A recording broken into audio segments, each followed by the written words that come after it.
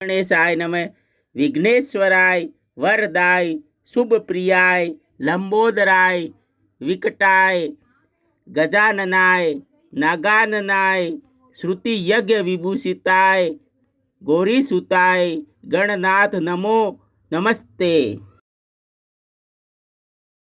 श्री गणेशाय नमः। अतः 11वां अध्याय। नारद जी ने कहा, जालंधर राक्षस को फिर आता हुआ देखकर सभी इंद्रादि देवगण भय से कांप गए। विष्णु भगवान की स्तुति करने लगे। देववृंद बोले, हे भगवान, आप मत्स्य कुर्मादि कितने ही अवतार धारण करके अपनों भक्तों के कार्य करने के लिए उद्यत रहते आए हैं और सर्वदा दुखियों के दुखों का नाश करने आए हैं तथा ब्रह्मा विष्णु और शिव का रूप धरकर संसार की उत्पत्ति पालन तथा संहार करने आए हैं। गदा शंख पद्म और तलवार अपने हाथों में धारण किए हैं। ऐसे भगवान आपको नमस्कार है। आप श्री महालक्ष्मी के पति दैत्यों को विनाश करने वाले, गरुड़ पर सवारी करने वाले, पीताम्बरी यज्ञादि समस्त क्रियाओं को परिपूर्ण करने वाले और विघ्नों को दूर करने वाले विष्णु भगवान इस प्रकार आपको बारंबार प्रणाम करते हैं।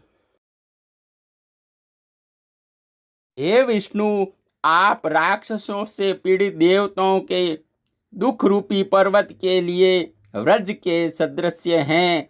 आप शेष रूपी सैया पर शयन करते हैं।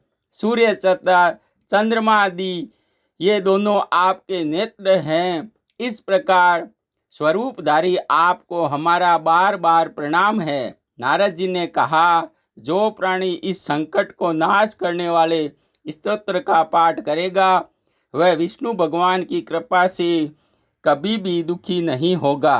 देवता गण इस प्रकार विष्णु भगवान की स्तुति करने लगे। तब विष्णु भगवान को देवताओं की विपत्ति का ज्ञान हुआ। विष्णु भगवान तुरंत शैया से उठकर खड़े हुए। क्रुद्ध और उदास होते हुए गरुड़ पर सवार होकर लक्ष्मी से कहने लगे। श्री भगवान ने कहा, तुम्हारे भाई जालंधर ने देवताओं को बहुत कष्ट दिया है। देवताओं ने मुझे युद्ध के लिए बुलाया है, अतः शीघ्र पूर्वक मैं वहां जाऊंगा। लक्ष्मी जी ने कहा, हे नाथ, हे कृपा निधि, मैं आपकी प्यारी पत्नी हूँ। यदि मैं सर्वथा आपसे भक्ति रखती हूँ तब आप मेरे भाई को युद्ध में कैसे मार सकेंगे। भगवान ने कहा कि शिव जी के अंश से उत्पन्न होने के कारण, ब्रह्मा के वरदान के कारण तथा तुम्हारी प्रतिवश जालंधर मेरे वध योग्य नहीं है। नारद जी ने कहा कि विष्णु भगवान लक्ष्मी जी से ऐसा कहकर गरुड़ पर आधीन हुए। शंख चक्र और गदा तलवार धारण किए हुए दैत्यों से युद्ध करने के लिए विष्णु भगवान शीघ्रता से जहाँ देवगण स्तुति करते थे जा पहुँचे।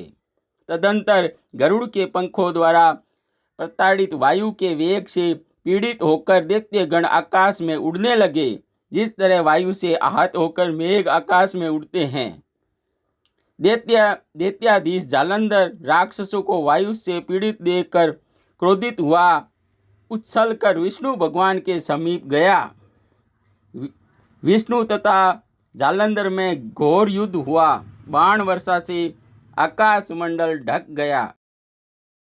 तब विष्णु भगवान ने अपने बाणों से जालंधर की पताका, छत्र, धनुष तथा घोड़े को काट दिया और जालंधर की छाती में एक बाण मारा। बाण से घायल होकर जालंधर क्रुद्ध होकर गदा को हाथ में लेकर उछला और गरुड़ के मस्तक में प्रहार कर उसे पृथ्वी पर गिरा दिया।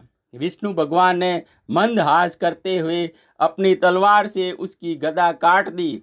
इसी बीच में जालंधर ने विष्णु की छाती में एक ढूंसा मारा। तत्पश्चात महाबली दोनों वीर अपने प्रहार से पृथ्वी को निनादित करते हुए बाहु युद्ध, मुष्टि प्रहार और जांघों द्वारा मल्ल युद्ध करने लगे। इस प्रकार दोनों ने सुंदर मल्ल युद्ध किया। तथा प्रतापी विष्णु भगवान ने कहा, हे दैत्यराज, तुम्हारे पराक्रम से मैं अति प्रसन्न हूँ। तू अभिष्ट वर मांगो, जो देने योग्य ने भी होगा सो मैं तुम्हें दूंगा।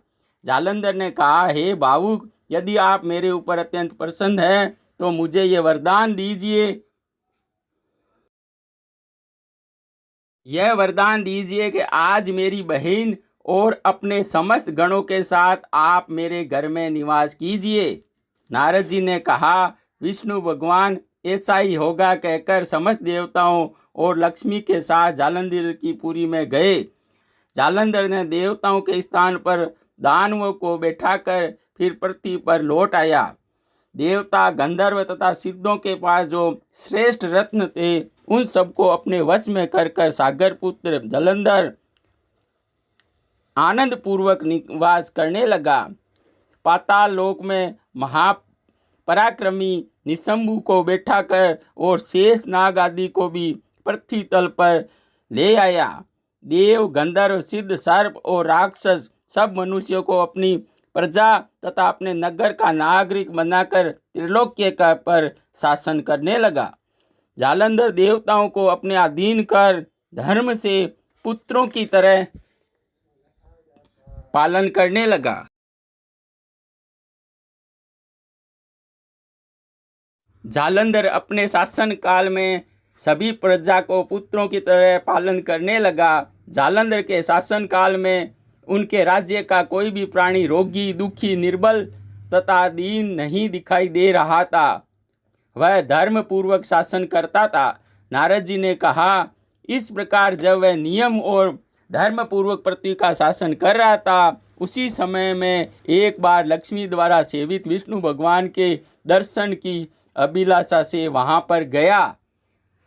इति पद्म पुराणे भाषाटिका सहितम कार्तिक मातम्ये श्री कृष्ण सत्यभामा संवादे नारदागमनम नाम 11वां अध्याय समाप्तम। साथियों, चैनल को लाइक, सब्सक्राइब, शेयर ज़रूर करें तथा अपने दोस्तों के साथ शेयर ज़रूर करें तथा घंटी आइकन दबाएं, जिससे आने वाली वीडियो तुरंत देख सके। 12वें अध्याय का लिंक नीचे डिस्क्रिप्शन में दिया गया है। धन्यवाद।